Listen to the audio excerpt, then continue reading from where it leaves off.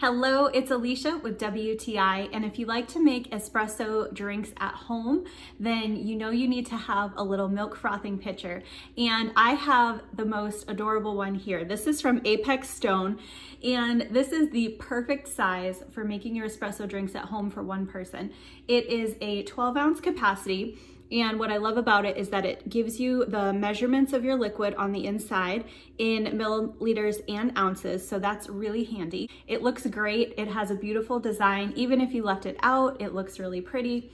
I love that it is stainless steel, and it also has this anti-rust coating on the outside. It's super easy to clean. You can put it in the dishwasher. It cleans up very easily. Another great thing about it being stainless steel is that it helps to keep the milk warm longer. So even if you have to set it down for a second while you finish up what you're doing, your milk is gonna stay really nice and toasty warm until you're ready to pour it into your mug.